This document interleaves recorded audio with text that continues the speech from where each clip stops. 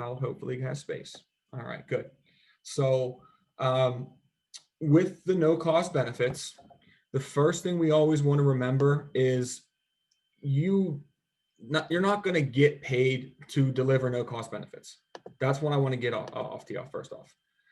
You're not going to really like make money directly giving people child safety kits or will kits, right? The one thing you want to do with that is you want to use those to build up our company, right? Make our company important, why we exist, why we're around for our union members, right?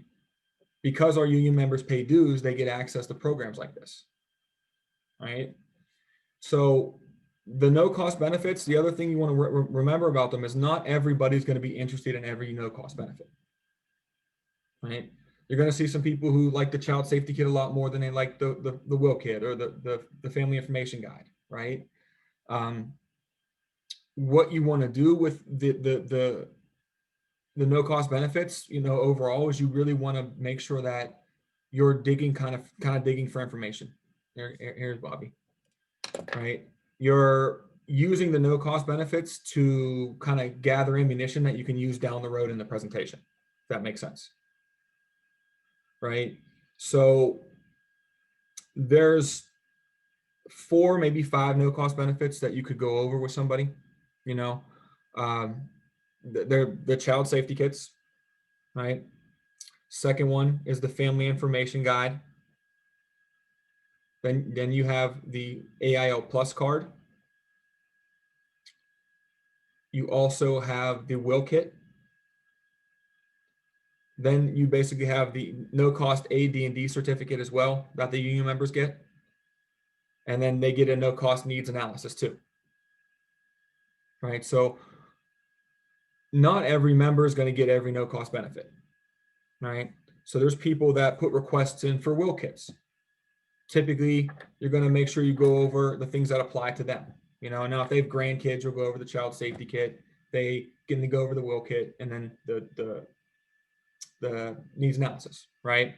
So you want to kind of tailor the no cost benefits to that person, and that's why building good rapport is important. Another reason, you want to find out if they have kids, right? But I'm going to walk through the no cost benefits with you guys. And if you have questions, at the end of every one of them, I'll ask you if you have questions. We'll walk you through that. But typically, the no cost benefits, when you're explaining them, shouldn't take 30 minutes. It should take 5 to 10. Pretty quick. Unless you're collecting a lot of referrals, maybe 15. Right? But they should be pretty quick. You should get done with this stuff pretty quickly. Like I said, it's not the main part of the presentation. But it is kind of important. It builds up the company because, right, first thing they buy you first. That's why you build good rapport. That's why you get to talk to them. They buy you as a person. Then they buy the company. Our no cost benefits, the reason why we're here, the freedom of choice certificate, that type. And then they buy the product, right? Selling on the needs. So the second step here is building up the company, right? Why we help everybody out, right? So the first benefit I usually go over with every single one of my sits is the child safety kits, right? So you guys can all see that on the screen there?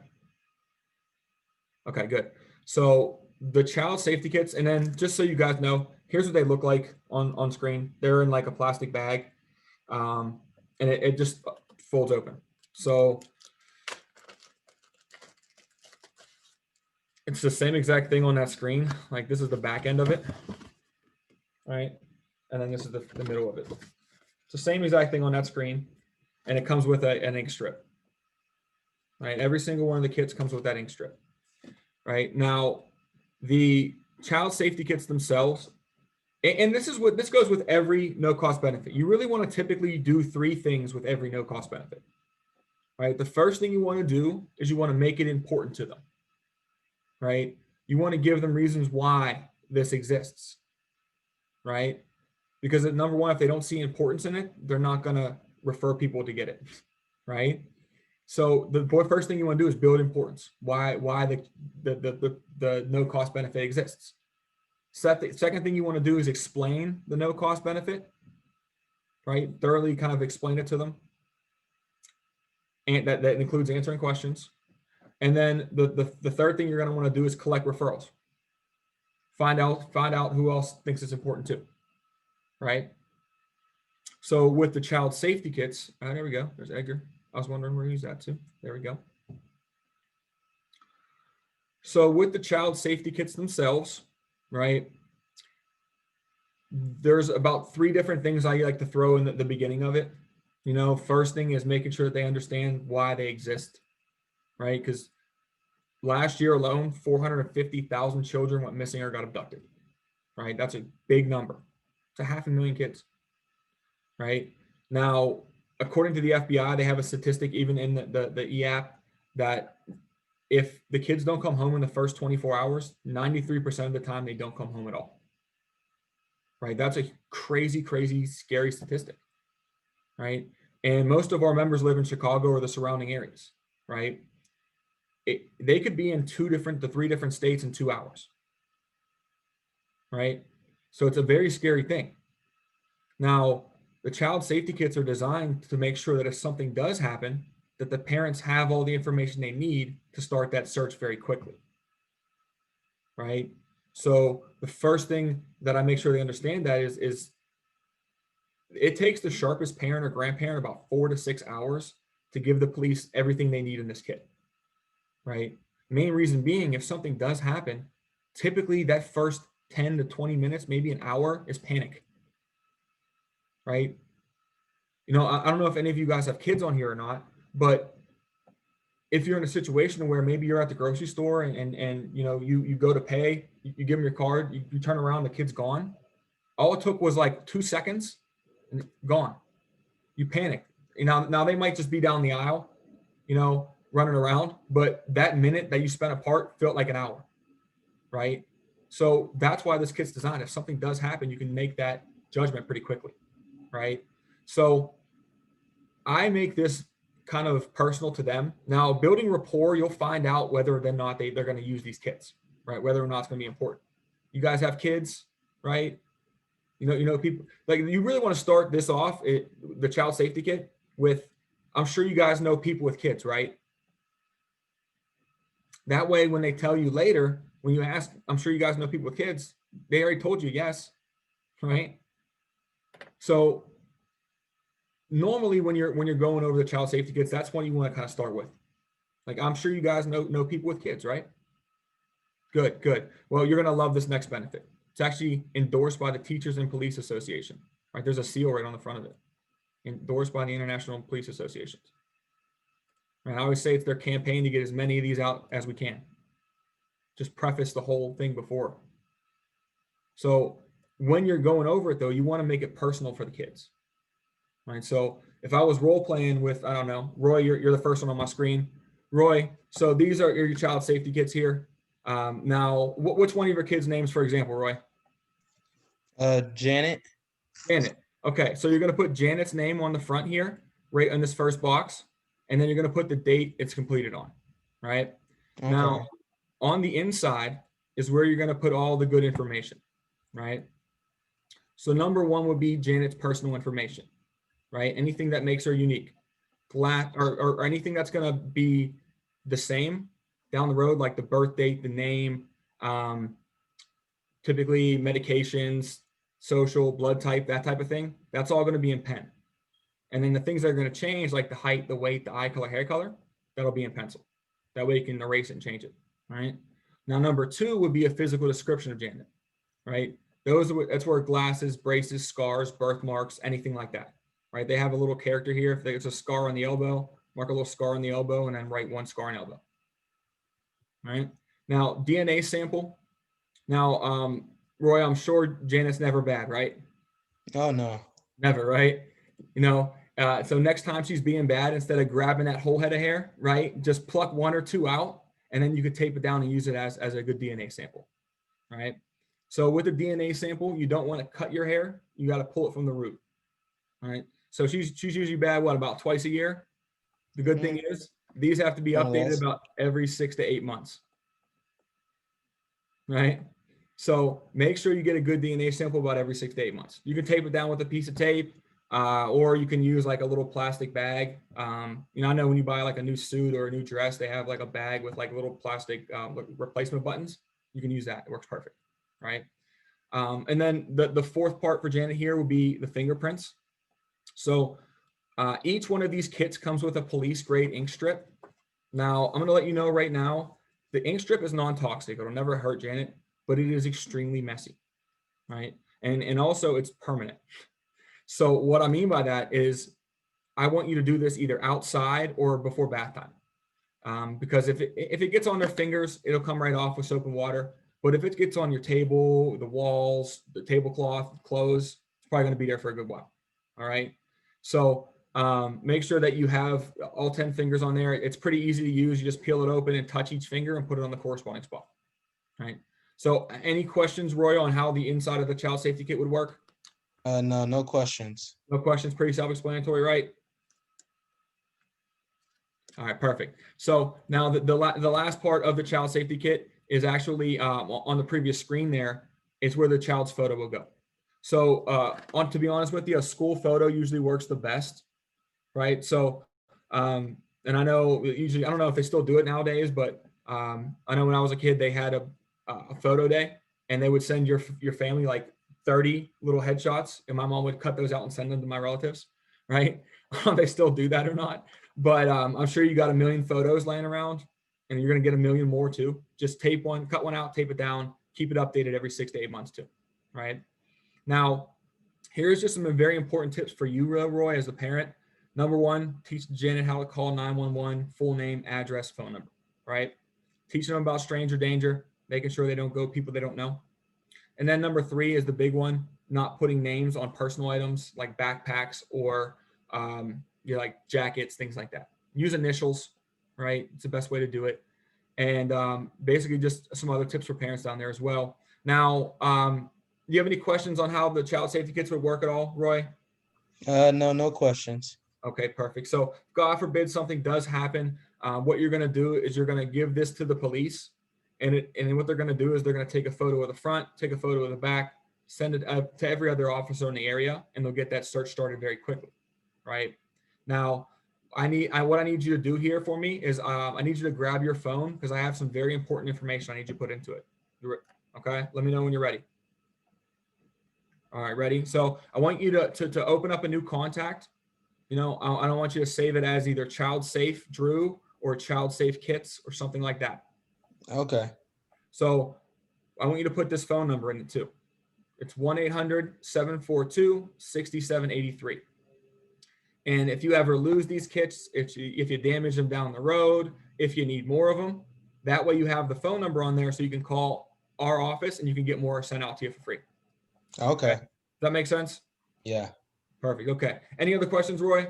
Anything how that work? Good there? Okay. No, I'm all good. Good. Perfect. So now this is actually, that was kind of the explanation of it, guys. So it's not too difficult to actually walk through. It's numbered, right? What you want to do is you want to make it personal, right? I said Janet's name about 10 times there, right? You want to make sure they understand it's about their kid, right? So number one, explain the main facts about the child safety kit, why it's important, why it exists, right? If you have kids yourself, I'm sure you've had examples. Give them an example, right? You have an advantage here if you have kids, to be honest. Now, the other thing I did was I walked them through it, gave them examples of what to do in there, right? Just remember, number one, the first part, personal information, right? Anything that's going to change will go in pencil, anything permanent, pen. Two is a physical, wow, why did I go back? Two is a physical description. So anything that makes them unique. You can mark it on the character, put it there. Three is a DNA sample. So hair follicle works the best. Fingernails also work. Remember, keep it updated every 6 to 8 months. All right. Four, fingerprint information. Does come with a police grade ink strip. Remember, it is very, very messy, but it's non-toxic. So it's not going to hurt them. Now, I did make a joke there and say it's permanent, but it is permanent. I mean, I'll give you a good example. My brother thought it was not. He thought it was a joke. He did it with his kids at his kitchen table. His daughter was 2 at the time, wiped it on the kitchen table. That mark is still there. That happened 3 years ago. So my sister-in-law has a table runner over it now, so you can't really tell it's there, but I know it's there, right? So it is permanent. So just make sure that they know that soap and water comes off your fingers, right? Now, depending on the age of the kid, if they're 10, they can do it themselves, but anything younger than that, I'd have adult supervision with it, right? And then on the back is the child photo. So make sure that you have an updated photo on there every 6 to 8 months. That's one of the easiest things to update. You know, even if they don't have photos lying around with their kids, you can go to Walmart and print a photo out for like $1. Okay. Then the last thing you want to do is collect referrals off that, right? So notice how I made you grab your phone, right? The first thing it starts with is making you get that phone. I'm grabbing control there too, right? I'm having you get small little things for me and do small things during the presentation, so that at the end, when I tell you to, hey, Roy, you need to go grab your checkbook really quickly and your driver's license. And if you have any medications, go grab those too. So that when you go grab them, you're like, oh, it's just part of everything. He's been telling me to get stuff all the time, right? Even when I was doing this in the home, the first thing I would do when I walked in the house is I asked them to go grab me a glass of water or a bottle of water, right? Just starting the presentation that way. You want to make sure you're still gaining control the whole way through, right? This is a good way to you still maintain control. So having them grab their phone, right? The number one reason why is because where are all of their contacts at? Their phone, right? So if you're at the end and you didn't ask them to grab their phone, then they're going to be like, oh, I don't know anybody. Well, of course, I don't know anybody off the top of my head either. But if I have my phone in front of me, I can look through the contacts really quickly and see if I know who has kids, right? So when you're asking for referrals, you want to make sure first off you tell them to grab their phone so they have it in their hand. Now, the second thing with referrals, and I'm sure this is in your script, right, is now, now Mary and Joe, this is where the police ask for your help, right? They're not asking for any monetary donations, right? So they don't want any money.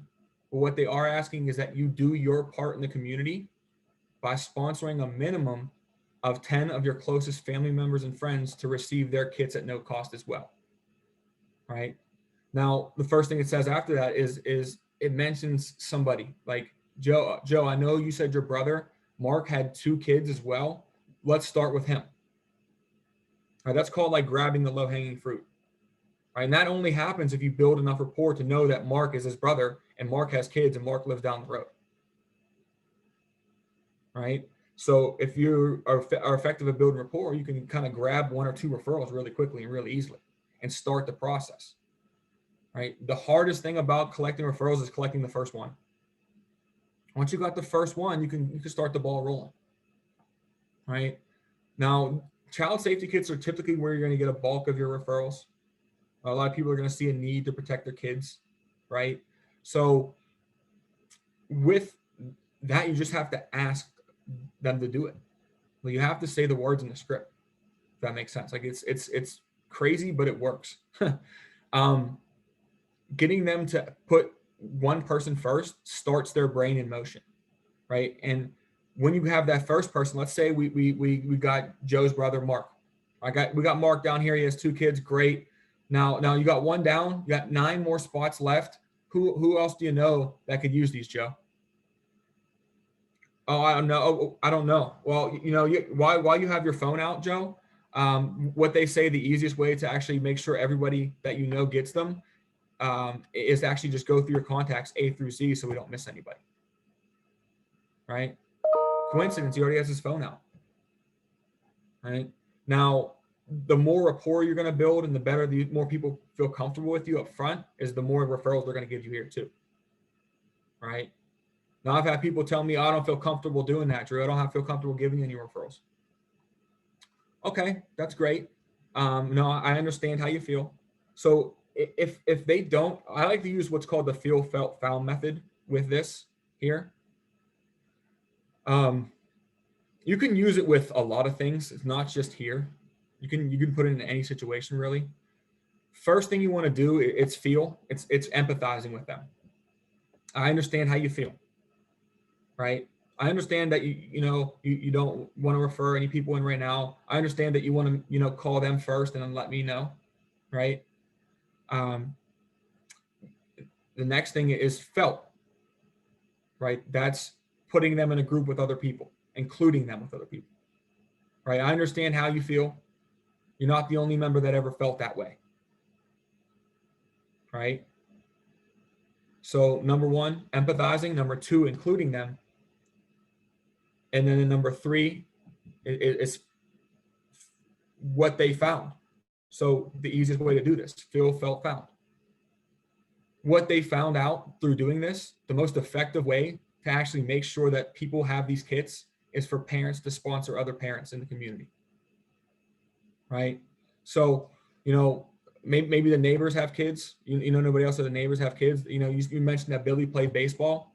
Who are some of the kids on the baseball team that could probably use these, right? I always say, like, when we're with our members is make, like, a closed mouth doesn't get fed. Like, what's the worst they're going to say is no. Like, ask them for referrals. At least once or twice. Don't just be like, oh, they said no. Kind of give them another one. Like, I'm sure there's some people you might know that might need this. And the thing is too, is a lot of people are going to be like, oh, I don't feel comfortable giving you their name and phone number. No, that's fine. I get that. I understand that. I'll probably be the same way too. But what we're going to do is I have to actually get it okayed at the office anyway. So it'll give me a day or so. It'll give you a day to actually shoot them a phone call and a text to let them know I'm going to be calling, right? So if any of the people on that list don't want it, just shoot me a text back and I'll cross them off. But I got to get the others okayed at the office before I get them a call anyway, right? So it'll kind of lower their guard a little bit. Do you know what I mean?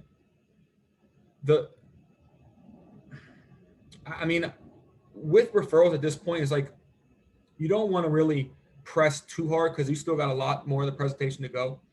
But you still do want to make sure you collect like 1 or 2 or 3. I usually try to collect 5 here every time, to be honest. If I get 5, I know the presentation's going well because they trust me, right? And if they don't give you any, don't worry. It's not like I've never had anybody enroll in the benefits that gave me 0. It happens, they just maybe not trust you at that point. And keep in mind too, with the benefits, you can always go back at the end of the presentation and ask them again. It's not the end. Take the time at the end to ask for referrals. You sat down with them for an hour. What the heck is another 10 minutes? Right? So kind of went real in depth there with the child safety kits and the referrals. Do you guys have any questions on the child safety kits or the referrals, or how to kind of word the verbiage for it at all? Well, I have an issue. I did a bit of role playing with my cousin last night, and she's a tough cookie. So getting her to do anything was difficult. So when I started asking about the referrals, and I was going through my presentation, she let it be clear that she didn't want to give out any, that she didn't feel comfortable, and I might as well not even ask anymore. So I went through the presentation, and all the parts where I do ask for referrals, I did go through it all, but she wasn't budging on that at all. And so I asked her about that, and she said that she would probably feel more comfortable calling me back.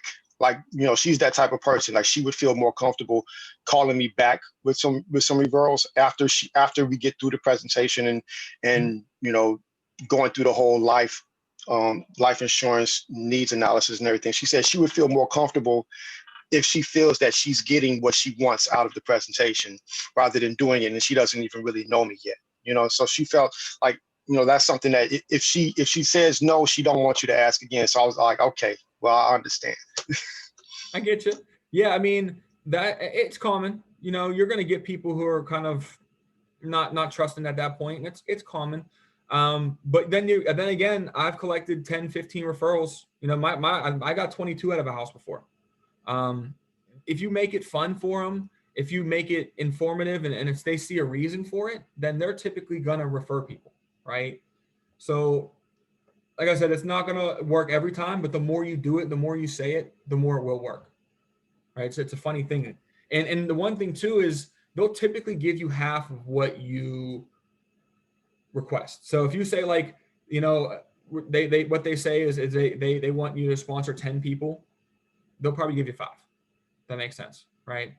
You can say, not now with Child Safe, what I used to do, because I used to run these a lot when I was in Philly, is I would like make it fun for them. Like I would say, like, we're having a contest at work right now, and whoever helps out the most family with these child safety kits gets a little prize. So right now I'm doing okay in the competition, but you know if you could help me out, that would be a lot better, right? Some small like that. Or you know what I used to do when I was actually physically in the home is I would go get like lottery tickets, like $1 scratch off lottery tickets. And if they gave me 10 referrals, I'd say, hey, the company lets me give you and enter in a drawing to win $5,000. Right? So what does the top of the lottery ticket say? A top prize of $10,000. Well, here you go. There's a chance, right? And it doesn't have to be a lottery ticket. You know what I mean? Sometimes I would go and there were like coloring books for kids, things like that. It's just a way to make it fun for them. You know what I mean? And when you're collecting referrals, like you got 1 down, 2 you got 10 to go. You got 3 down, 7 more left. Who else you got? Like you want to just coach them up, if that makes sense, right? Make it fun. Like if they got to 10, you're like, okay, you're close to my record for the week. My record for the week is 15. Can you help me break the record for the week? Right? We're doing a little contest on the team here. Whoever can get the most child safety kits out, you know, my manager lets me get a little prize. Right? What's the worst they're gonna say? Oh, no, I can't help you. All right, okay, no problem. You know. Just add a little extra in there. I mean, that usually helped me when I was collecting referrals. But you'll see, like the more you say it, the more you do it, the more you'll get a feel for it. You just got to remember to say it and to do it. Okay. Because you're worried about getting through the no cost stuff pretty quickly. It's just, I don't want you to skip that part of collecting referrals. You know what I mean? But that was a good question. You know, anybody hopefully I answered your question. Okay. Hey, oh my bad. Oh yeah, so you said you pretty much give them a lottery ticket if you get 10 referrals? Yeah. Like that's legal? Is Yeah. it? Well, you're doing it just for the referrals. You're not doing it to get them to buy any type of insurance from you. So as long as it's not associated with anything that you're selling them, it should be fine. Oh, okay. Yeah, because then, well, hopefully they don't start calling their cousins and everything. Oh, you'll win a lottery ticket if you give out 10 referrals to this guy. Yeah. I'm gonna have to go buy a whole row of lottery tickets. I'll pay $1 to get 10 referrals all day long. Yeah. All day long. Makes sense. You know, and like, yeah, I mean, I don't see anything wrong with it. I don't think the company does. It doesn't come from the company. It comes from me. You know, so, but it's not like I'm telling them, hey, you need to get life insurance to get this $1 scratch off ticket. So I don't even know if the people they give me as referrals can qualify. I'm just trying to make sure they understand the Child Safe program. That's all. You know. Any other questions on it? No? Good. Cool. Good. All right. You got a question, Pat? Yeah, I guess I like the idea of doing the lottery tickets is good. Like if we're in person, but what would be a way to like make it fun, like virtually? I guess. Virtually, it's a good question.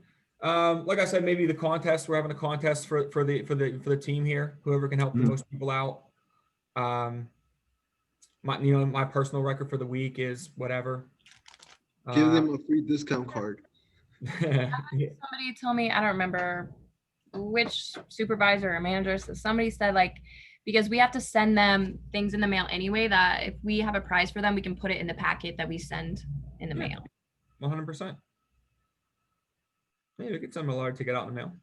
Why not? There you go. So, but that was a good question. I mean, yeah, I would still, send them something, sticker book, whatever, coloring book for the kids. If they got kids, send them a little coloring book in there. You know, just make it worth your time and their time. So now the other thing I wanted to go over with referrals at that point too is actually like rolling them, right? So when you get referrals into the house, the best way to like, make sure that you see those people is to just like call them right then and there, right? It's called rolling a referral. So the best way to get these people to do this is to, if you have like names on the list there, you're writing them down. Like, now, Mary and Joe, I'm going to give you my promise that I'm going to try to get these out to the people you sponsor here.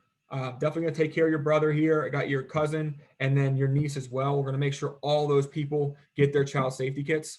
I'm going to do my best to get them out to them. But the most effective way to actually do that is for actually you to just shoot them a phone call right now so I can put them on my schedule and save time for them. I'll bump them up to the top of the list if that makes sense. Because there are a lot of people requesting our programs, but if you refer them in, we'll be able to bump them to the top of the list. All right. So why don't you just give Joe a call right now and see, what his availability is like for the week here so I can get them out to him. Right. And now the reason behind this too is you want to make sure that he uses his phone to call his brother, not your phone. Because he's going to answer his brother's phone call way before he answers your phone call. Right. Now, the phone conversation there is not any really different than setting a normal appointment. It's quicker, in fact, because if Joe calls his brother, he's gonna be like, "Hey, what's up?" And Joe's gonna be like, "Hey, I have the guy from our union here, going over some benefits and going over child safety kits or something like that, and wanted to see, what your thoughts were." And he'll kind of like stumble and bumble through the conversation because he doesn't know what he's supposed to say, right? What you're going to do at that point is you'll hear him talking on the phone. Just motion to him like, "Hey, just put it on speaker. I'll talk to him. He can hear me. Put it on speaker." And then you're on speaker with the guy. You're talking to him on the phone. Then set the appointment with him. Right? Say, "Hey, Joe, I'm super busy at the moment here. As you can tell, I'm one of the reps here to take care of your brother's benefits through his union, and he referred you to get these child safety kits at no cost. Basically, my job is to make sure that I explain them to you and go over the program. I do have some time either later today between 7 and 8. I have a gap, or I could fit you in tomorrow between 6 and 7, which is going to work for better for you and the spouse. Right? 6 and 7, perfect. Okay. I'm going to be doing it through Zoom, so I'll send you a Zoom link. What's the best email address for you here, Mark? Boom. It's quick. Setting the appointment from that point is super quick, right? Because they already trust you. You're talking to them on their brother's phone, right? They got it. But rolling referrals is good too. You always want to take, that's why I say like some of the no cost benefits, you want to get through it in about 10 to 15 minutes. But if you're going to spend 5 minutes doing something, make sure it's setting appointments so that when you're a call night, you don't have to set more appointments. Make your job easier, right? Like work smarter at this point. I've done it many times where I've collected a referral, called them in the house and rolled to that lady's house. Like I remember a brother and sister, it's near Johnstown, PA. I don't know if anyone's in Pittsburgh, but Johnstown is maybe like an hour and a half away from the city. And I was out there, sat down with this guy, this Teamster who's a truck driver, got him his benefits, and the child safety kits were something that his sister, wanted. I had him talk to his sister. I had like a 2-hour gap in my schedule. So I said, "Hey, when I get done here, I'll swing over. What's your address? You in the area?" She said, "Yeah, I'm a block away." Like, okay, great. I didn't even change my car. I just walked down the street to her house, and they both had a policy, right? That's the cool part about collecting referrals at this point too, is if they have nothing to do later today, hey, put in your schedule that I'll be out to see you between 5 and 6. See you then. And you just made yourself another appointment, right? But the only way you're going to do it is if you ask them. All right, make sense? All right, cool. Any other questions on the child safes? We cool to pass through it? All right, beautiful. All right, so, sorry. All right, so the next benefit that you would typically go over with our members is the AIL Plus discount card. Okay. Now this discount card, it changed a little bit in, I want to say August. It's probably when it became the AIL Plus card. It used to be something different, but they spent the last, I want to say 3 years and a couple $1 million redeveloping it to make sure that we have the best benefits for our members. Now the discount card itself, the first thing I tell our members, this discount card is not insurance. I circle it usually. So I got this like little pen that I use on my computer. I usually circle, this is not insurance. Just let them know off the bat, hey, we're not going over health insurance. This is not going to replace your current health insurance. It's not designed to do that, right? The only thing it's designed to do is a work above and beyond, right? So the way I have the slideshow here is that first page will go over just a little bit about it, right? The second page will have like typically the discounts. So I say, now Mary and Joe, you can see it does save discounts at the pharmacy from 10 to 85%. Mary and Joe, do you take any prescription medications that you would need that for? Right? What am I doing there? I'm asking about their health a little bit right now. I'm not asking like what medications they take in the dosage right now. I'm not too concerned about that, right? But if they're like, yeah, we take like 5 or 6 different medications, I know I'm like, ooh, okay. Might be a little rough to qualify you here. Just know that in my head, right? But if they're like, oh, we're healthy, we don't take many medications. Okay, great, no worries. You know, you can use it if you have to take some prescriptions down the road, right? You never know. The second thing I usually go over is the glasses. Now, like, be smart here. If you see people wearing glasses in the photo, like in the screen, if they're wearing glasses, mention the prescription glasses and contacts, right? Once again, make it personal to them. And that's an easy thing to do, right? So it'll save them 20 to 60% on contacts and glasses, coast to coast. That's huge. Yeah, I just want to step in real quick, if you don't mind, Drew. I had a presentation last night. She had on the glasses. I referenced it during the discount card, so yes, 100%. It's perfect. I mean, it's the smartest thing to do. You're number one, you're using your environment to help yourself out, and she sees the benefit in it right away. Right? That's huge. Right? So definitely prescription glasses is a good thing on there. Another big thing too, a lot of people like want to go to the chiropractor or want consultants, but like it's free. Use this for it. Right? I'm scared to go myself. I'm never going to go. I'm frightened he's going to crack my back and I'll never go back normal. But to each his own at that point, right? But another big thing too is dental is covered through Humana. If you have Humana, dental's covered there. Pretty cool. Right? So like I said, this doesn't go and replace current insurance. It works above and beyond. Right? So that was a question that we had earlier when we were doing our run throughs. So the dental discount is only good if you have human health? I'm pretty sure, yes. Yep. Now, Okay. with the old card, you used to have to pay for dental. It was like $50 a year to have dental covered. And it wasn't covered everywhere with certain providers. Now it doesn't cost them anything. And if they have Humana, which is very popular with dental, then they have extra coverage on it, which is cool, you know? But the way the card works is all they have to really do is show the card and they get the discount.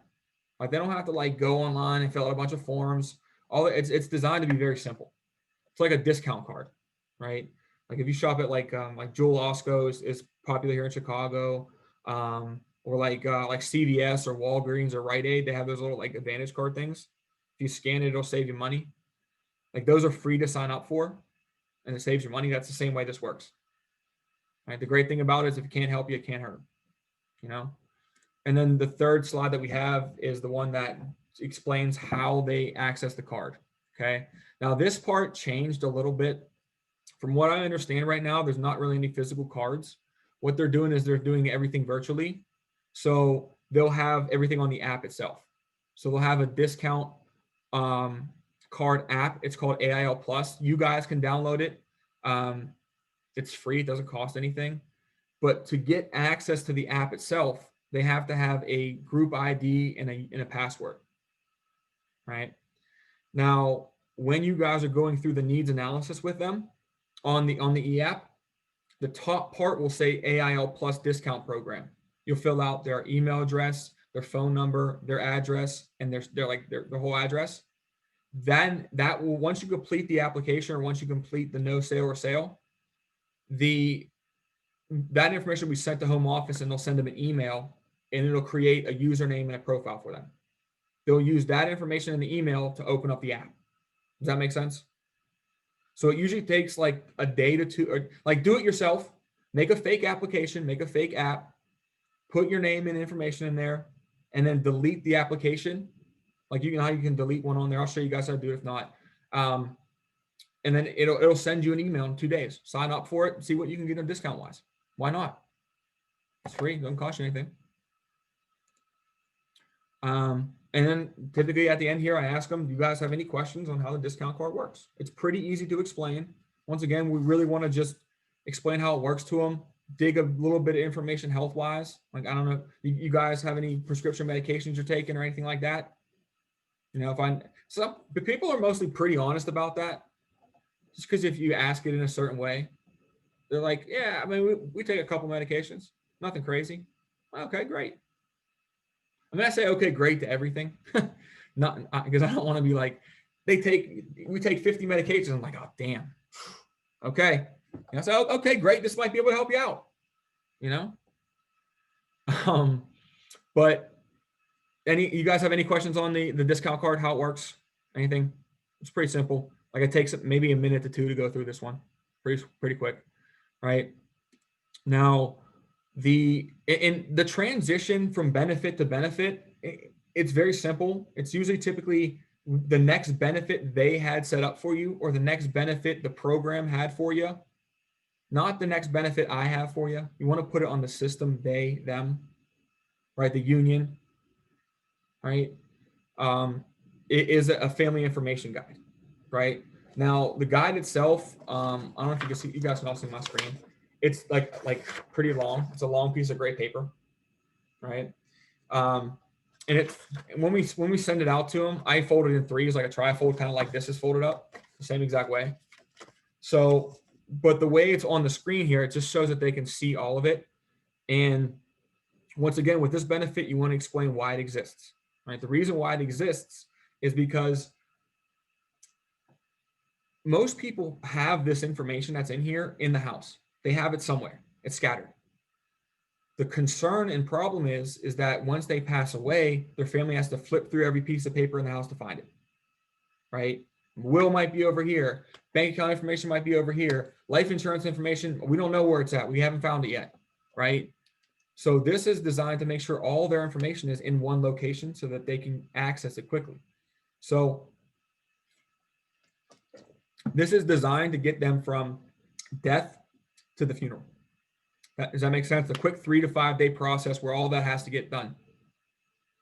And if you have to spend a day to look through papers, right, you're going to be frustrated. It's going to be tough. It's going to put stress on everything. This makes it easy on the families. So, like I said, why it was designed is to make sure your family has the information they need when that time comes. Right. So I just basically walk them through it. Now there's parts on here that are important and there's parts that aren't so important. First one is vital statistics and historical data. That's their personal information. So name, birthday, social, that type of thing. Right? It even has union, local, married, divorced, has everything they have on there, right? Now, next thing down says veterans information. This is a good way to thank a veteran if they are veterans. I usually ask them, are you guys veterans at all? They say no. Okay, don't worry about that section. If they say yes, thank them for their service, right? Spouses, historical data. Typically, if there's a husband and wife, I usually send out 2 of them, so they each have one. But if there's only one, I just skip over that one. Persons to be notified, right? This would be beneficiaries typically, anybody to be in charge of final arrangements, right? There's a spot for 3 people on there. So typically they would be each other's main beneficiary. So you really typically wouldn't put that on there, but it would be like next in line, right? So daughter, mother, brother. This is to make sure that the person to be in charge is on paper, so the family doesn't fight about it, right? Next thing, went too far. Next thing down is the last will and testament. So if they have their own will, and that's usually how I kind of start it too. I asked them if now, Mary and Joe, do you have a will or anything like that set up yet? Most people tell me no, to be honest. Some people say, yeah, I have one. I'm like, great, right? this works hand in hand with a will. It's not going to replace a will, but it works with one, right? So, and if they tell me, no, I don't have a will, I'll say, well, this is, I'll say, great. Well, this is a very good start to a will, right? Why it was designed is to get through you get your family the information they need when you pass. So if they have a will, they're going to write who the attorney is, who their executor is, where the papers are on file at, right? Like this is a big part because honestly, if you're making a will and you're spending money to create a will or getting one through a company, you want to make sure that your family knows where it's at. Because what good is designing one if they can't find it, right? You're wasting time. So that part's pretty easy there. Now, the next section down, this is the most important section on here. It's the life insurance section, right? It's called the estate information. Now, this is important for two reasons. One, it's important to you as an agent and as a representative, because this is where you're going to be able to figure out if they have life insurance or not, right? This is going to be a big area of where you're going to dig for some information. Now, typically, when I speak with our members, I ask them a question here, and I ask it the same way every time. I say, Mary and Joe, do you have any permanent life insurance in force right now? Mary and Joe, do you have any permanent life insurance in force right now? All right. Now, they can typically answer that in three ways. Right. The first way they're going to answer it is yes, I have permanent life insurance in force. Right. And my response is, okay, great. Who do you have it through, for example? Right. So number one, I know they have life insurance. Number two, I know the name of the company. Most people know who they have life insurance through. Now, do they know if it's term or if it's whole or how much it's worth? Not so much. But they know they probably have a policy through this company, right? Now, there's no like short list for me to give you guys of this company does this company does this company does this. It did change, right? And there's 1,000 life insurance companies out there. So you'll hear common ones all the time though. And what I want you to do is get like a notebook, and if a person tells you what company they have, like State Farm or Prudential or New York Life, or you'll hear Lincoln Heritage, you'll hear a lot of different, like those ones you'll typically hear a lot, right? Just know that certain companies do certain policies better than others. Certain companies are known for certain policies. Like, right, so if the one big example is if someone tells you that they have typically Primerica, right? That's a term-based company. They really only do term. It's not a whole life policy, right? So if they tell you, oh yeah, I have Primerica and it's whole life, number one, either they're misinformed or they're trying to lie to you. Typically they're misinformed. They're not really trying to lie because they really probably don't know. But at that time, your job right there is not to like, oh man, that's Primerica, that's term, we got to get that changed. You're not going to dive into it right here. All you really want to do is just gather some information so you can use it when you're going through the needs analysis with them. Does that make sense? Right. So we want to find out what company they have. Right. And when they tell you what company, use it in the example. I always say, for example, what company do you have your life insurance through? Oh, Primerica. All right. Right. Primerica on the line there, you'll put the policy number and then the amount. So all your family has to do is call Primerica, give them that policy number, and then they can issue that amount to your family as quick as possible. All right.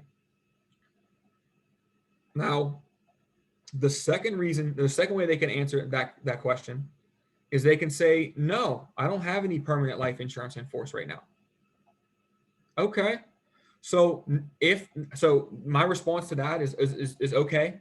Not if, but when you get some permanent life insurance, because we all need it, right? You're going to put the company, the policy number, and then the amount. So you would put AIL 1234 and then the amount, right? And I write that on there. I say AIL, I write AIL because I'm subliminally planting a little seed in their head. Very, very small one right there, right?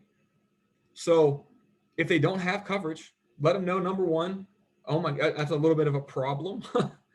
You know, not if, but when you get some coverage, because we all need it, right? You're going to put the company, the policy number, and the amount, right? So AIL, the policy number, and then the amount. Now, the third way they could answer that, and this is probably the most common way that they're going to answer it, to be honest, is yes, I have life insurance through work, right? They're going to say that a lot because a lot of people do have coverage through work, which is great. I'll never like hate on work coverage, but the main reason why it's work coverage is not permanent. When they quit, fire, retire, it goes away, right? And we tell them that in the introduction.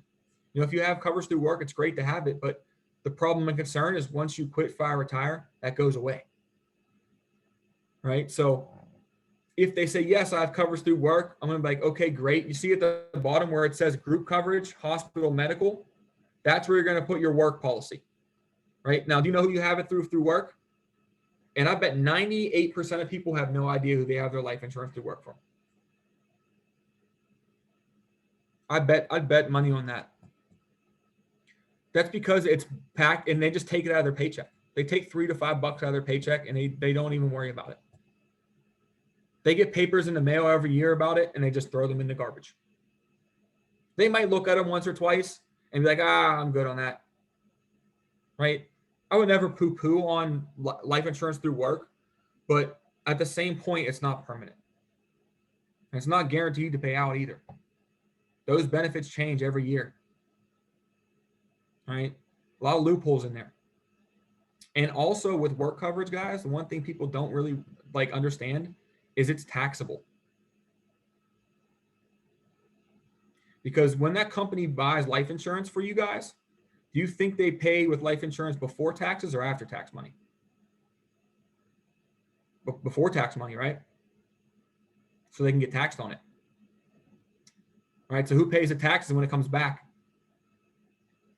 The member does. And guess what? That company can actually write that off too. So there's a reason, like giving life insurance to members with that with their company works is there's an advantage for companies to do that. There's a big incentive. It keeps people happy, right? It's good to have the coverage. Like I said, I'll never hate on anybody that has work coverage. In fact, I would tell people to increase it. I always, in my presentations, I'll tell people to increase their work coverage. If they let you increase it, increase it. It's good advice. You're not trying to harm these people, right? But just let them know you could have 200,000 in there, but if you quit tomorrow, that's gone. You get nothing. And if you do get to keep it, number one, they're not going to give you 200,000 when you leave. It's going to be 10,000. And number two, they're going to make you pay for it. All right. So work coverage, like I said, it's not bad to have, but just know, not permanent. And there's things that happen to it that don't happen with other life insurance policies. Right. So those are typically the three responses you're going to get there. And using those responses, you can kind of adjust your presentation to them now. You know what life insurance they have. You know what company they have it through, right? At that point, when you're getting into term and whole, you're going to explain the differences, right? You're going to use that life insurance and the needs analysis to break down their situation.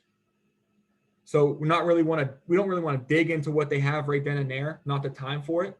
But this is letting us know that they have it, right? Or they don't have it. So now that's what helps the agent out, right? The second reason why we go over this with them, and I make this known to them right off the bat. I say the reason why this part exists is because just alone last year, $1.6 billion of life insurance went unclaimed. A lot of money. And basically that's hardworking people putting money into policies and their families never getting that money. All right. So to make sure it doesn't happen to your family, what they have you do is put all of your life insurance down right here. Right. Then it's an easy transition into that. So do you guys have any questions on that section right there? No? Good. Okay. Next part down is the financial institution information. So this is where your bank information would go. All right. So, went too far. Oh, too far again. All right. So one more, bank information. Okay. So this is a good part to ask them if they have a checking account. You know what I mean? And I always just say, I'm sure you guys have a checking account, right? They're like, yep, we have a checking account. Okay, great. This is where we're going to put that information at. So, like for instance, I usually say, for instance, I have PNC, so I put PNC there, right? Because number one, we can't have them get a policy if they don't have a valid checking account. Doesn't work, right? Safe deposit box is the next thing down. I usually don't typically go over it. Those are kind of getting phased out. Not a lot of people have them. But the bottom part, the funeral service request, is an important section as well. This is kind of getting them to think about what's going to happen next, right? Every one of the reasons why we go through the no cost kind of in this order is because it's like least intrusive to kind of most intrusive. It's getting their brain to condition to go to life insurance, right? We're talking about their family, their health, and then what's going to happen after they die. Now we're going to talk about life insurance, right? So this is like, I always ask people here at this point, like it doesn't matter how you go out. You know, everyone has their own way of going out, whether it's burial, mausoleum, cremation. All you have to do is mark it down your way. That way, no one's going to fight about it, right? And I ask them, have you guys ever thought about the way you wanted to go out? Some people will be like, yeah, I want to go out like I want to be mummified, or like, yeah, I want to be shot off into space, right? Like I've heard so many crazy things over the last 5 years, guys. It's nuts what people want to do. I even saw a picture one time. I was in this lady's house, and her father was taxidermied on a Harley in like the funeral home, like a stuffed animal. This was like down in the southern part of West Virginia. Like it was a thing to see. So I didn't even know you could do that legally, but like I hear different things every so often, right? So people are creative. You know, you're going to get some people here to be like, oh yeah, I want this, this, and this done. They know what they want done. Or you'll get people like, oh, I've never thought about it before. Oh man, never thought about it. Okay. But when you do think about it, burial, mausoleum, cremation, just mark it down your way, right? And there's a spot for special instructions too, if they have anything unique they want done. Like if shot off into space or, you know, mummified or something crazy, they can put that down there, right? Then last thing here is at the bottom, they can get this notarized, and it's designed to hold up as a legal document. It's not designed to go through court proceedings, okay? So let me get that straight. It's not designed to go through court proceedings. It's really only designed to get from passing to the funeral, to get that information your family needs, right? So once again, I stop them. I ask them, Mary and Joe, do you have any questions on how your family information guides would work? No, we're good. On to the next one, right? Now, do you guys have any questions on how they work? No? Okay. All right. So, now, do you guys want like a 10-minute break, or do you want me to just fly through this? I think that I'm cool if you just keep going. Yeah, just fly through it. Everyone good? Cool. All right. We got a little drink. Or do you need a break? No, I'm good. I'm used to going through it in one process. We'll be okay. Okay. So those are 3 of the no-cost benefits typically. The next one is an accidental death and dismemberment certificate that really only the union members are going to get. So if they're a union member, a credit union member, or an association member, they'll get a no-cost accidental death and dismemberment certificate, right? So I'm going to pull one up now so you guys can see what an example one looks like. So that's this. I don't know. I can't remember who this guy was, but it was in my email, so I brought it up. What? All right, you guys can see that on the screen. Okay. So this is the accidental certificate for Mr. David Smith, right? Now you guys have all seen leads, correct? In the impact. This is what the lead looks like in impact, right? And they just have it transponded over there. So when they send this card back, they do it with his handwriting. Like David Smith probably did this handwriting. So first thing I go over, I say, now, Joe and Mary or David, this is your no-cost accidental death and dismemberment certificate, right? So I point out to them, as long as you're a member in good standing, this policy is going to be active for you. So what a member in good standing means is that he's paying his union dues. Okay. Now, to the right of that, there are two numbers. There is an SG number, which attaches the SEIU to American Income, and then the ID number, which attaches David to the SEIU. Okay. So they need those two numbers. Those are the claim numbers. Now, I explained to David what this policy is for.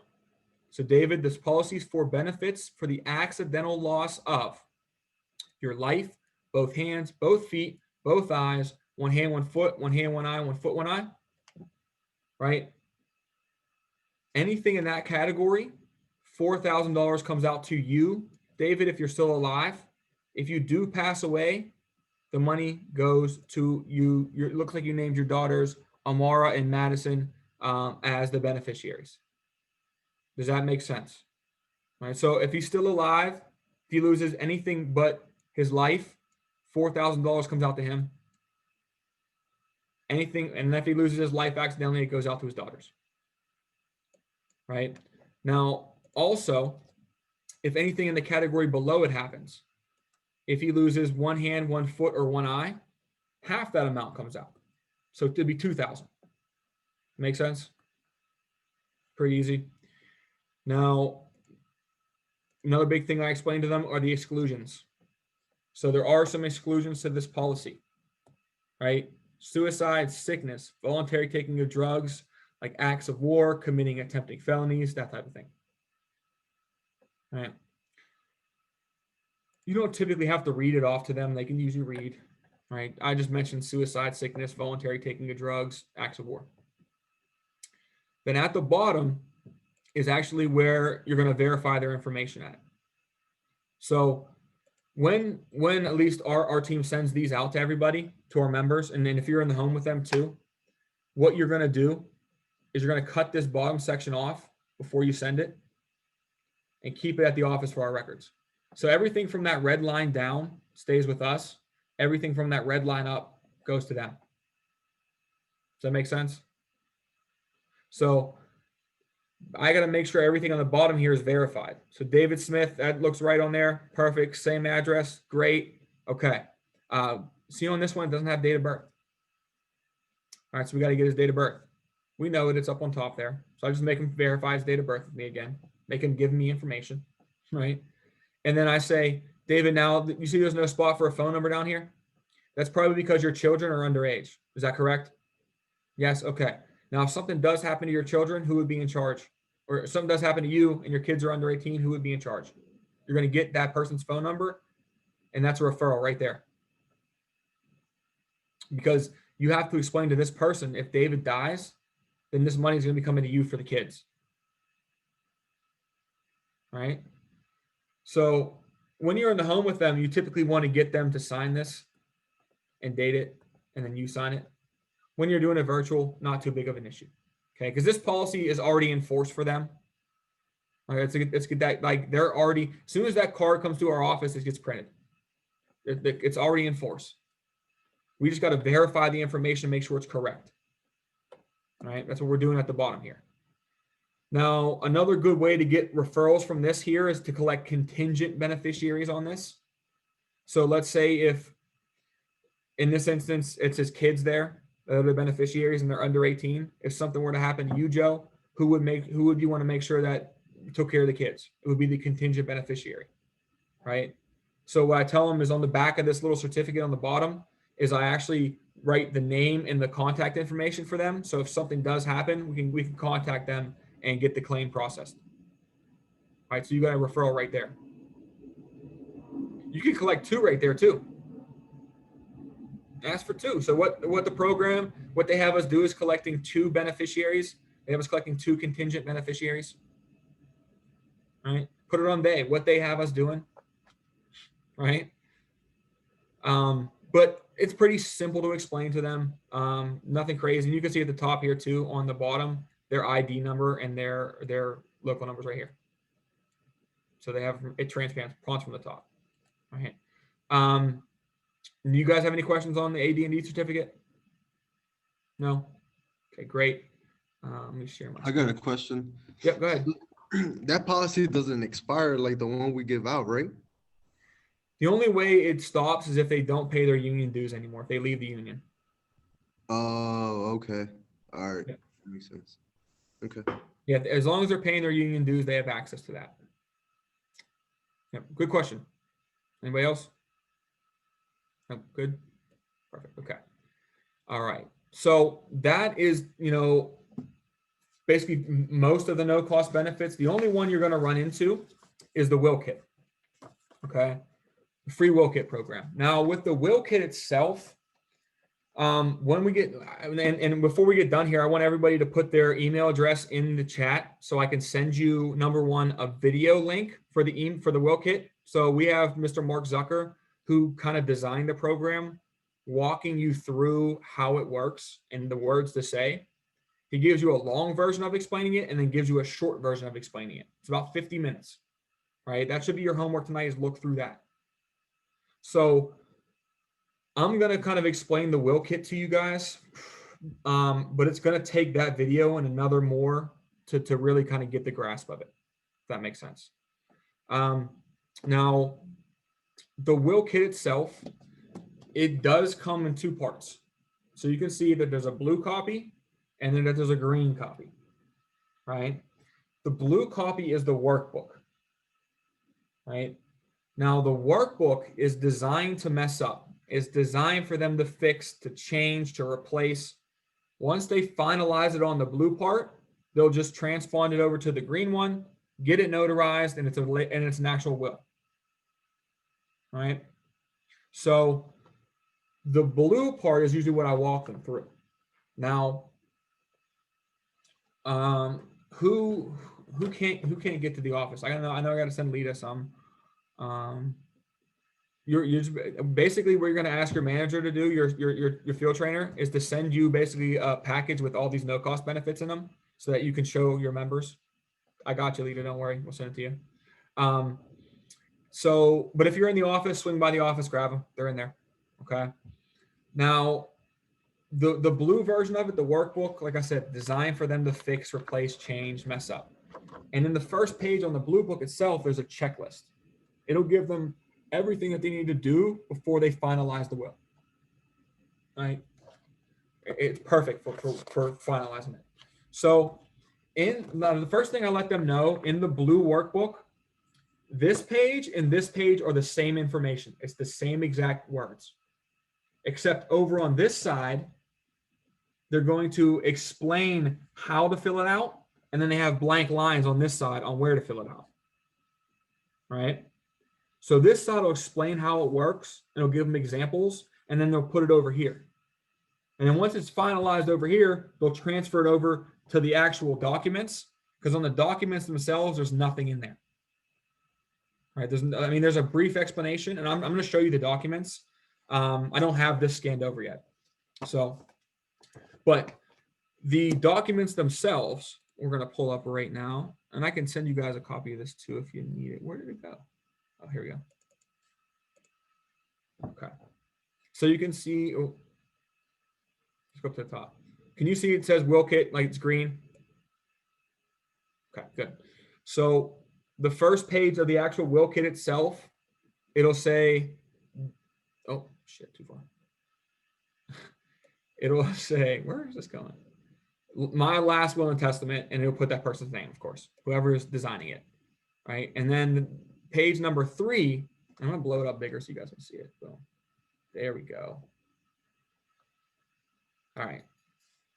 So this is the actual will kit documents. So as you can see, there's no like descriptions of what to put in there. It just has what you're supposed to do. All right. So the first part would be that person's name, who's designing the will. Article number 1 would be identification of the family. So they're married to, their kids are, that type of thing, right? Article number 2 is payments of debts and expenses, right? This section is important. You have to let them know that the executor is responsible for all of the debts and expenses of the estate. Okay. So long explanation of this is if Joe dies and his estate is worth $50,000, but he owes $20,000 in debt and credit card debt and student loan debt, and Joe leaves this $50,000 to his family, and Joe made his brother the executor. So his brother's in charge of this estate. Now, if his brother gives this money to Joe's family, his brother's legally on the hook for this $20,000 in debt. So what his brother has to do is pay off this $20,000 with the 50 and then give his family 30. Does that make sense? Because if he doesn't, he's on the hook for that money. Says it right there. Right? So just let them know all payments and debts are the responsibility of the executor. Right? All payments and debts are the responsibility of the executor.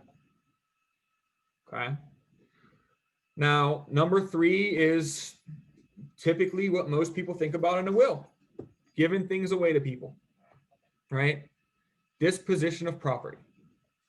Now, there are, I want to say like 4 different types of property you could leave to somebody, right? The first type is called a specific bequest. That's A, right? So that's leaving certain things to certain people, like leaving their house to somebody, leaving the car to somebody, leaving the jewelry to somebody, clothing, right? They'll name the article, who it's going to be distributed to, and where they reside, right? So I think there's about 36 different spots on here to leave things to people. In the workbook, I believe there's only like 12. When they're filling out the workbook, if they need more spots, they could just write it on a piece of paper and finalize it, right? So yeah, it's 36. So that's A, specific bequests, right? Anybody have questions on that? I got a question. Sure. So this is just material, or is it like, let's say I had kids, do I put some like my kid's name there and it'll be distributed? Well, The kids will come down the road. I'll show you here in a second. oh, okay. Good question, though. Good question. But yeah, it's mostly material things. Normally, when you split up in a state, it's like and things that are important to the family. You know, TVs, things like that, cars, bikes, anything that they want to kind of leave to a specific person. That makes sense. B is digital assets. So B right here, digital assets. Digital assets are anything either costing you money online or making you money online, right? So things like Shopify shops, Netflix, Hulu, Instagram, Facebook, all that stuff, right? The reason being is Netflix does not know or care that you died. They're going to still pull that $15 out every month until you tell them to stop. Right? So there needs to be somebody in charge of taking care of those digital assets. Right? Now, as you can see, there's no spot for like websites to put on here, but it says with accordance on Schedule A. Right? Now, Schedule A is actually the second to last page on the will. So if you scroll all the way down, whoops. Keep going. Right here. So right here, there we go. So it'll say Schedule A. See it right there? It's on page 12. So they'll put the name of the asset. So like Facebook, where to access it, facebook.com, username, password, and how to delete it, what they want done with it. Right? They can put all their websites down there. It's also a good place for people to put like usernames and passwords of websites and stuff that they visit on there too. Okay. So that's like the last page. Anybody have questions on the digital assets? No? Okay. Good. The next asset down is C. Oh, come on. Keep scrolling through. All right. C is remaining tangible personal property. Right. So this is like, I don't know, stuff that has to be kind of cleaned up at the house, basically. Like dishes, plates, cups, furniture, that stuff. You're just going to name one person who's going to take care of all of it. they'll sell it at a garage sale or something like that, or an estate sale. Just things that they can't get rid of, or that they don't want to leave to a specific person. Does that make sense? Okay. Now number D, or letter D, letter D is the residuary estate. So the residuary estate is anything that is kind of like tied up in 401k, stocks, bonds, anything that's in bank accounts. That's your residuary estate. Thing that's not like things that aren't like, I don't know. I don't want to say like tangible, but tangible things that you can't like touch and feel. Does that make sense? Yeah, anything that's not liquid, maybe. Correct. That's a good way to do it right there. Okay, perfect. Yes. So once that person dies, it'll all go into what's called the residuary estate, and that can be distributed between people. So that's when you would split it up between people, right? Does that make sense? So you can give a certain percentage to this person, certain percentage to this person, certain percentage to this person, right? Now, one remark I want to make here is at the bottom, they have to make sure this adds up to 100%. If it does not, the judge could throw this out because of incompetence, right? So let them know it does need to add up to 100% on there, okay? Right. Now, here, go here. Okay. So anybody have questions on D at all? No, good. Okay. Next thing down would be the nomination of independent personal representative. So this is going to be who the executor is, basically. They're going to nominate who the executor is on article number 4. They're going to name one personal representative, and then they're going to nominate a backup. So they're going to nominate 2, right? Article number 5 is the same exact thing, except it's for the digital executor. They can be the same person. They don't have to be different people, right? They can be, they don't have to be. Does that make sense? They can put whoever they want in there, right? Now, article number 5 or 6 is what you were talking about, Edgar. This is where you would nominate the person to take care of the guardian of your child, right? Nomination of guardian, right? So if you did pass away, who would take care of the child? You want to make sure that they list that there. The reason why this is important is because the judge is not just going to grant your uncle custody because he's your uncle. It's not how it works. The judge doesn't know your uncle from the guy down the street.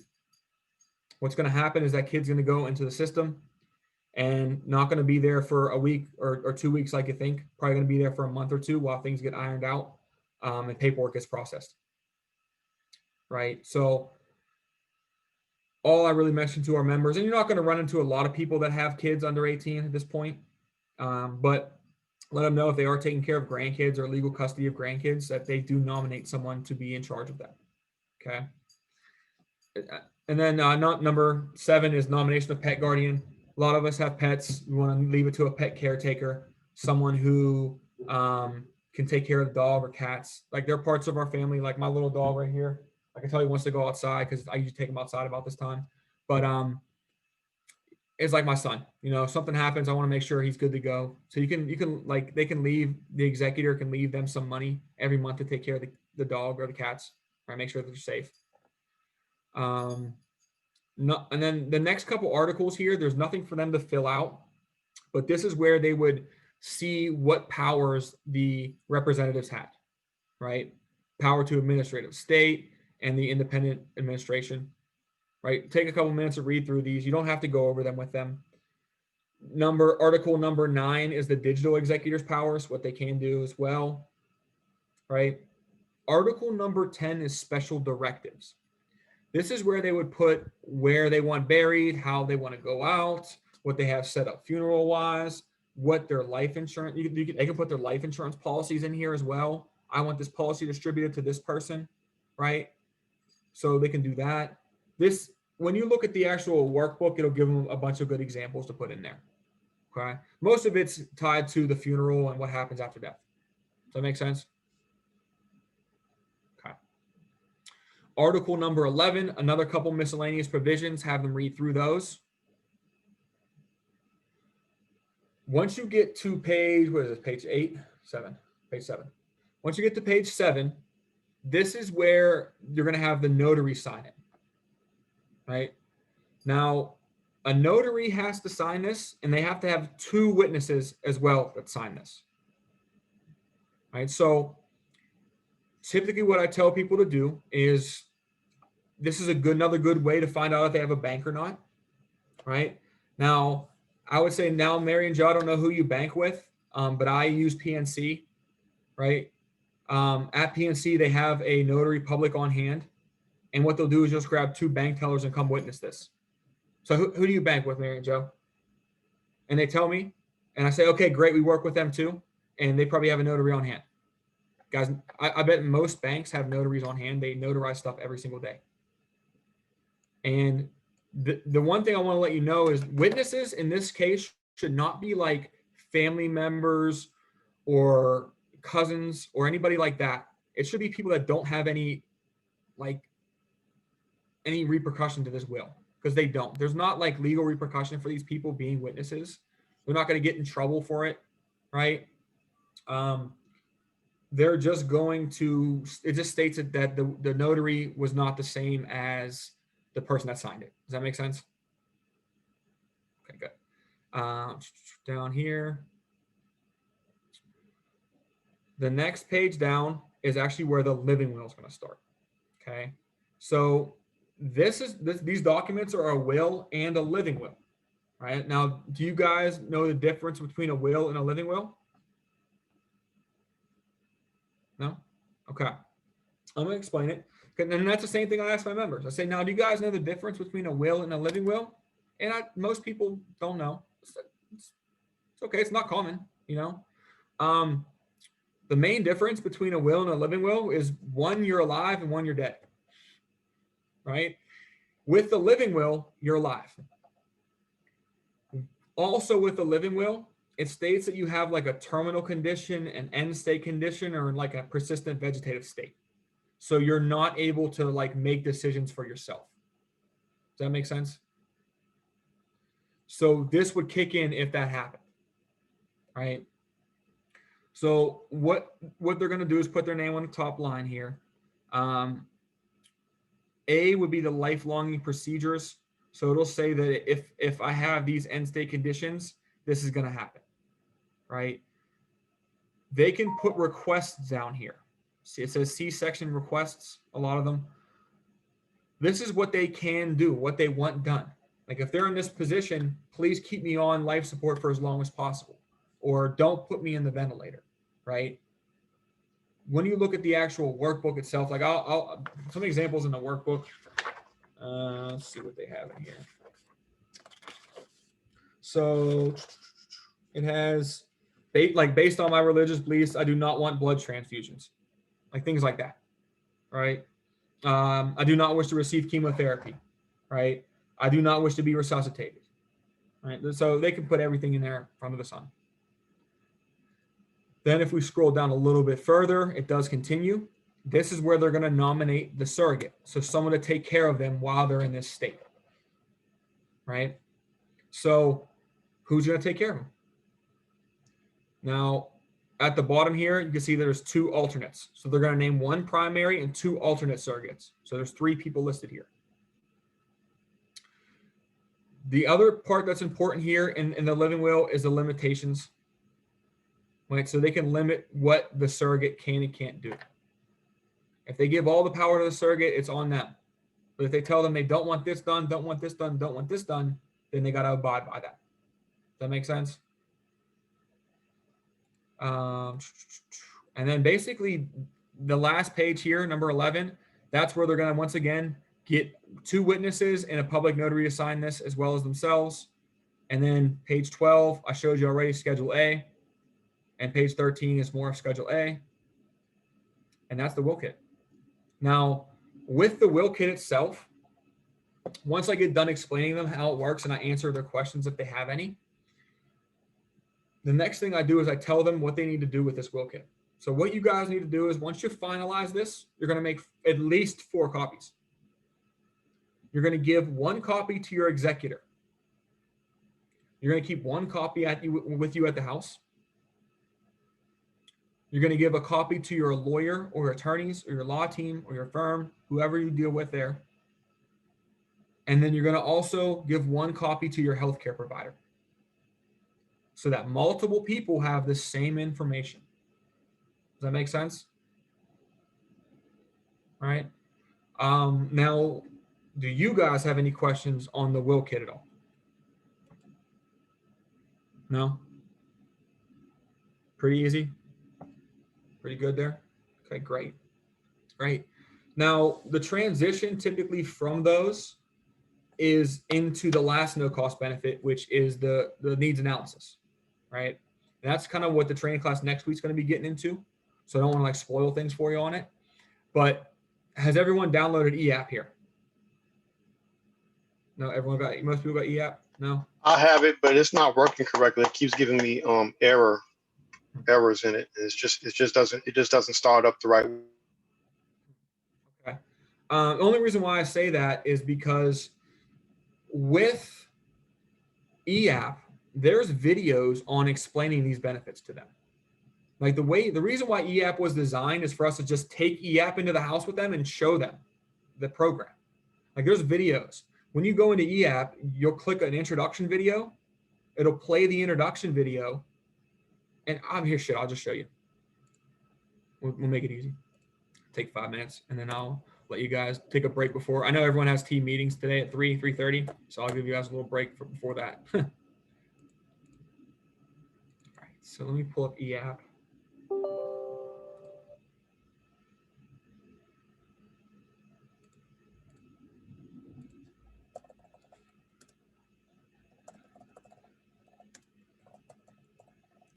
All right, so share screen now. Okay, cool. So we got Roy's in here, we got Edgar's in here, Patrick's we got as well. We got Natalie's in here.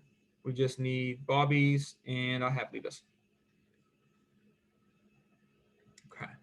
All right. So let me share screen now. So it popped up. So when you open up eApp, normally it'll have, you're gonna want to click sales and open it normally. If it works for me, Jesus, what's going on? It's probably because I have 50 things open up down here at the bottom.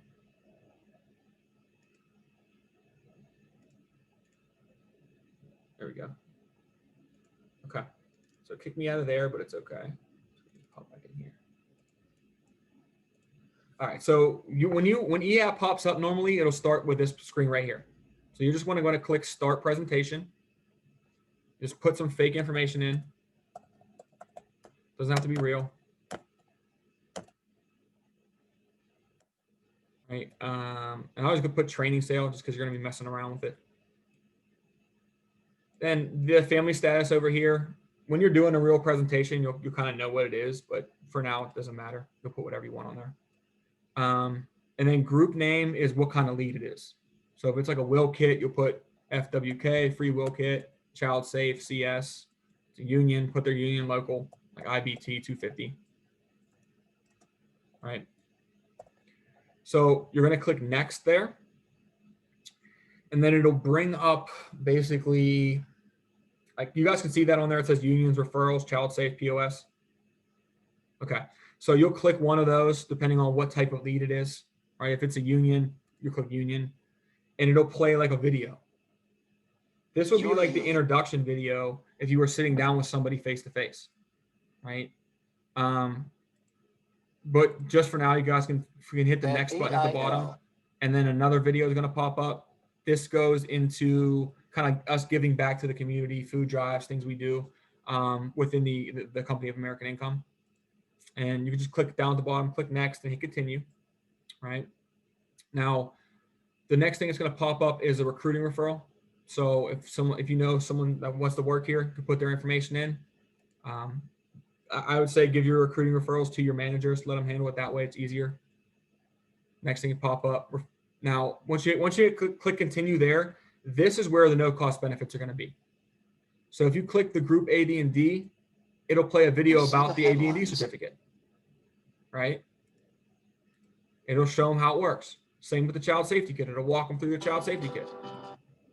So what I want you guys to do is walk through these. Watch these videos a couple times. That way you know how to kind of explain the things. Now there's only the child safety kit and the discount card and the group AD&D on there, but they're just a little extras to help you with that. Okay.